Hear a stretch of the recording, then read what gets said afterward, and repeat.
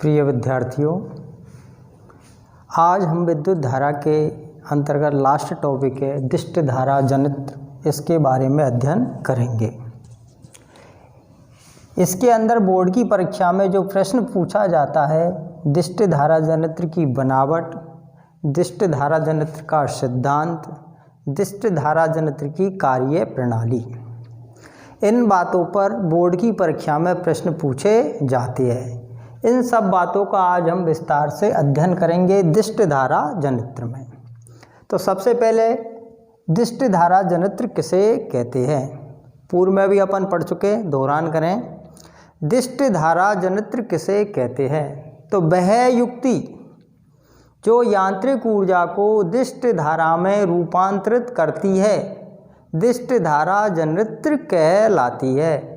दिष्ट धारा जनित्र को इंग्लिश में बोलते हैं DC generator, direct current generator. दिष्ट धारा जनरेटर से दिष्ट धारा उत्पन्न की जाती है। सिद्धांत दोनों जनित्र, दिष्ट धारा जनित्र, प्रत्यावर्ती धारा जनित्र, दोनों का सिद्धांत एक ही है, विद्युत चुंबकीय प्रेरण। अब आती है आपकी बनावट, दिष्ट धारा जनित्र की बनावट। दिष्ट धारा जनित्र की बनावट प्रत्यावर्ती धारा जनित्र के समान ही होती है। यह भी 4 भागों से मिलकर बना होता है।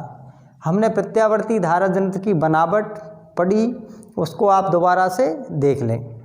तो देखिए, प्रत्यावर्ती धारा जनित्र और दिष्ट धारा जनित्र की बनावट समान होती है। अंतर इतना ही होता है कि वहाँ सर्पी वलय के स्थान पर दिष्ट धारा जनित्र में कम्यूटेटर C1 व C2 होते हैं, वहाँ सर्पी वलय S1 व S2 थे। अब आप शुरू से ही देखें, बनावट में पहला है 4 भागों से मिलकर बनी होती है। पहला है क्षेत्र चुम्बक NS। ये घुड़नाल आकार के शक्तिशाली क्षेत्र चुम्बक होते हैं, जिनके मध्य हम आर्मेचर को रखते हैं। आर्मेचर ABCD यह कच्चे लोहे पर तांबे के तार को लपेटकर बनाई जाती आयताकार कुंडली है, जिसे चित्र में ABCD से दर्शाया गया है। इस कुंडली को, आर्मेचर को हम क्षेत्र चुम्बक N और S के मध्य रखते हैं। तीसरी कम्यूटेटर, तो यही अंतर है अपना दिष्ट धारा जनित्र और प्रत्यावर्ती धारा जनित्र में। कम्यूटेटर C1 व C2 आर्मेचर के A सिरे और D सिरे को 2 अर्धवृत्ताकार धातु की वलय से संयोजित करते हैं। A सिरे से C1 को और D सिरे से C2 को संयोजित करते हैं। ये दिग परिवर्तक परिपथ में धारा परिवर्तन की दिशा का क्या करते हैं? विरोध करते हैं। अतः कुंडली में प्रेरित धारा की दिशा को क्या करते हैं? बाह्य परिपथ में बदल देते हैं। तो सदैव बाह्य परिपथ में हमें एक ही दिशा में धारा प्राप्त होती है। ब्रश B1 और B2 ये कार्बन की बने होते हैं, जो C1 से B1 और C2 से B2 संयोजित होता है। तो ब्रश हो गए आपके B1 और B2। अब दोबारा से एक बार सुन लो ध्यान से। क्षेत्र चुम्बक NS शक्तिशाली घुड़नाल आकार के प्रबल चुम्बक होते हैं, जिन्हें हम क्षेत्र चुम्बक के नाम से जानते हैं। दूसरा हो गया हमारा आर्मेचर, एक आयताकार कुंडली होती है जो कच्चे लोहे पर तांबे के तारों को लपेटकर बनाई जाती है, जिसे चित्र में हम ABCD से दर्शाया गया है। तीसरा है कम्यूटेटर C1 और C2, ये अर्धवृत्ताकार धातु की वलय होती है, जिन्हें हम C1 और C2 के नाम से जानते हैं। चित्र में कुंडली के A सिरे को C1 से और कुंडली के D सिरे को C2 से संयोजित करते हैं। ब्रश B1 और B2, ब्रश B1 को C1 से और B2 को C2 से संयोजित करते हैं, जिनको बाह्य परिपथ में लोड से संयोजित कर देते हैं। ये आपकी होगी बनावट। बनावट में केवल प्रत्यावर्ती धारा जनित्र और दिष्ट धारा जनित्र की समान होती है। अंतर केवल C1 और C2 का ही होता है। C1 और C2 का कार्य बाह्य परिपथ में सदैव एक ही दिशा में धारा प्राप्त करना, मतलब ये धारा की दिशा को परिवर्तित करते हैं। कुंडली के अंदर जो धारा है उसको बाह्य परिपथ में एक ही दिशा में प्रवाहित करते हैं। अब आती है आपकी कार्यप्रणाली को समझने से पहले अपन कम्यूटेटर की स्थिति को अध्ययन कर लेते, आपको पूरी समझ में आ जाएगा। कम्यूटेटर C1 और C2, C1 का संबंध B1 से था और B2 का C2 से, लेकिन आधे घूर्णन के बाद स्थिति क्या हो जाती है, B1 से C2 जुड़ जाता है और B2 से C1 जुड़ जाता है। इस चित्र में ध्यान से देखिए, आधे घूर्णन के बाद B1 से कौन संयोजित होता है, C2, और B2 से कौन संयोजित होता है, C1।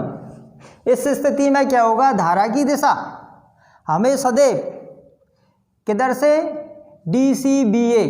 तो जब कुंडली घूर्णन करेगी तो हमें DC सिरा किधर आ जाएगा, BS रे की तरफ आ जाएगा, तो हमें धारा CDA। तो धारा परिवर्तित होती है ABCD,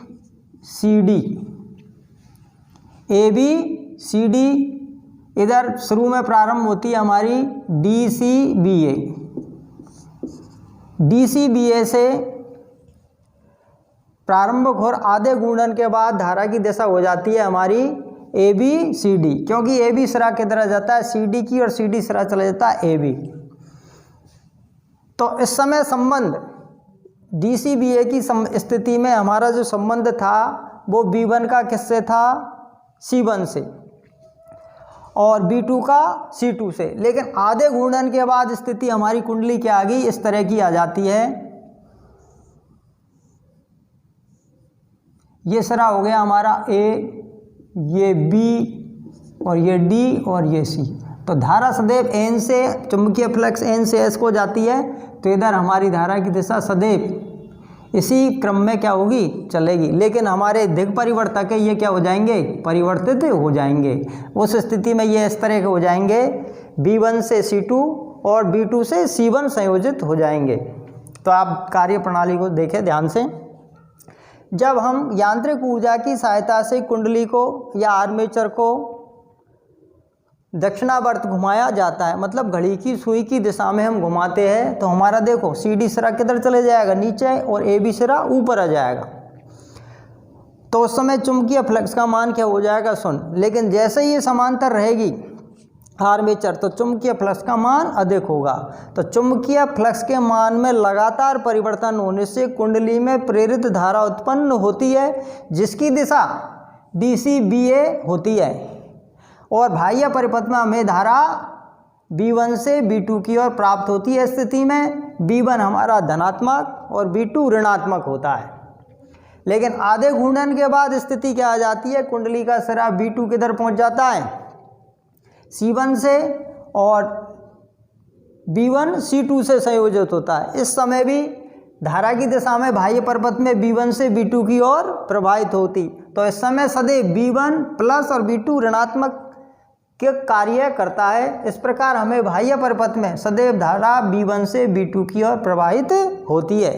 इस प्रकार प्राप्त होने वाली धारा समय के साथ अपनी दिशा को परिवर्तित नहीं करती है, इसलिए इसे DC धारा या दिष्ट धारा के नाम से जाना जाता है। तो दिष्ट धारा से तात्पर्य वह धारा जो सदैव समय के साथ अपनी दिशा को परिवर्तित नहीं करती है, अर्थात एक ही दिशा में बहती है। इस धारा को हम दिष्ट धारा के नाम से जानते हैं। तो आपने देख लिया दिष्ट धारा जनित्र की बनावट और कार्यप्रणाली। कार्यप्रणाली में आपने पढ़ा, दोबारा से देख लो एक बार, कि हम यांत्रिक ऊर्जा की सहायता से इस कुंडली को घुमाते हैं, तो दक्षिणावर्त घुमाते हैं तो कुंडली घूमती है, इससे चुंबकीय फ्लक्स में परिवर्तन होता है। चुंबकीय फ्लक्स में परिवर्तन होने से धारा की प्रेरित धारा उत्पन्न होती है। लेकिन घूर्णन के साथ C1 का संबंध B2 से और C2 का संबंध B1 से हो जाता है आधे घूर्णन के बाद। अतः सदैव बाह्य परिपथ में हमें धारा B1 से B2 की ओर ही प्राप्त होती है। B1 सिरा सदैव धनात्मक और B2 सिरा ऋणात्मक की तरह कार्य करता है। धन्यवाद।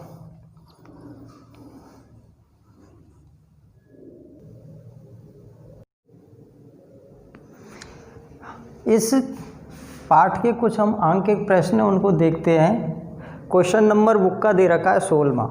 इस पर लिखा है, एक विद्युत बल्ब जिस पर 100 वाट तथा 220 वोल्ट लिखा गया है, इसका क्या अभिप्राय है। तो देखो वाट है इधर, इधर वोल्ट है। वाट दे रखा है, वाट का मतलब शक्ति।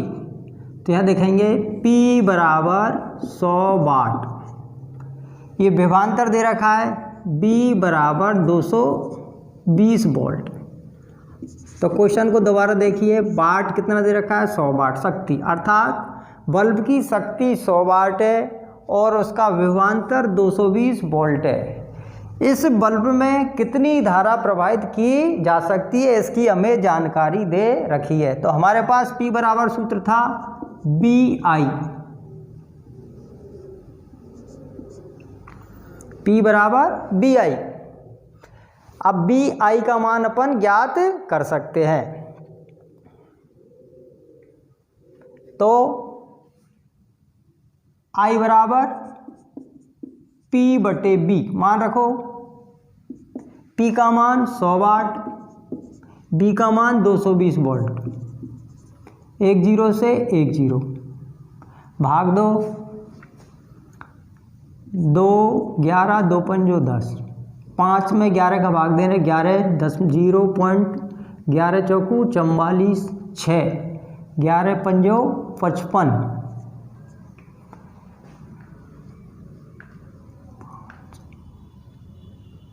और 11 चौकू 44, तो 0.45 एम्पियर मान की धारा हम क्या कर सकते हैं, इस बल्ब से प्रवाहित कर सकते हैं। दोबारा देखिए, P बल्ब में दे रखा है 100 वाट, B दे रखा है 220 वोल्ट और P बराबर BI है। तो हम शुरू में ही कह सकते हैं दिए गए बल्ब का शक्ति 100 वाट है और विभवांतर 220 वोल्ट है, जिसके अंतर्गत इतने मान की धारा हम प्रवाहित कर सकते हैं। कितने 0.45 एम्पियर की मान की धारा हम प्रवाहित कर सकते हैं। दूसरा क्वेश्चन दे रखा है, दो प्रतिरोध एक ही तार के बने हैं। एक ही तार है मतलब दोनों तार एक ही पदार्थ के बने हुए हैं, जिनकी लंबाई भी क्या दे रखी है, समान दे रखी है। अनुप्रस्थ काट का क्षेत्रफल का अनुपात दे रखा है 2:11। पूछा है प्रतिरोधों का अनुपात ज्ञात करो। तो देखिए क्या क्या दे रखा है, समान पदार्थ है, लंबाई समान है, अनुप्रस्थ काट का क्षेत्रफल 2:11 है, प्रतिरोध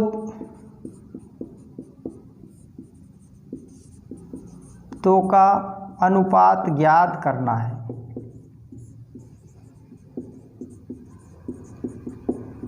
आप ध्यान दीजिए, तो प्रतिरोधों का अनुपात ज्ञात करना है। एक ही पदार्थ के है तो मतलब फर्क आपको नहीं पड़ेगा। जब एक ही पदार्थ के दो प्रतिरोध है तो उनका प्रतिरोध भी क्या होगा, समान। लेकिन यहाँ लंबाई भी समान है, लेकिन हमें क्षेत्रफल अलग दिया है। तो क्षेत्रफल प्रतिरोध के किस पर निर्भर करता है, व्युत्क्रमानुपाती। हमारे पास जो सूत्र आया हमारे प्रतिरोधों का, R समानुपाती L, R व्युत्क्रमानुपाती 1/A। इस सूत्र से हमारे प्रतिरोधों का लिए जो सूत्र आया विशिष्ट प्रतिरोध का, तो R समान बराबर KL/A आया। इस सूत्र की सहायता से हम प्रतिरोधों का अनुपात ज्ञात कर सकते हैं। माना एक प्रतिरोध का अनुपात है R1, एक प्रतिरोध का मान R1 है, तो दूसरा प्रतिरोध हो गया हमारे पास R2। माना एक प्रतिरोध R1, दूसरा प्रतिरोध R2 है। अब इससे हम ज्ञात कर सकते हैं लंबाई दोनों की क्या है, समान है। तो R1 बराबर K भी क्या है, दोनों का समान है, L समान है, A क्या है, A को हम क्या मान लिया, A1। पहले को हमने मान लिया A1 और दूसरे का मान लिया A2, तो L/A1। दूसरा हमारे पास आ गया R2 बराबर KL/A2। अब समीकरण 1 का मान समीकरण 2 में क्या कर दे, भाग देने पर। तो भाग देंगे तो हमारे पास क्या आ जाएगा, R1/R2, K से K गया, L से ये नीचे गया और हमारे पास हो गया A2/A1। तो R1 बटे R2 बराबर A2 बटे A1। A2 का मान क्या है 11 बटे 2। तो हमारे पास आ गया R1 अनुपात R2 बराबर 11:2 आंसर। इस तरह हमारे छोटे छोटे प्रश्न पूछे जाते हैं, उनको हल कर लेते हैं। धन्यवाद।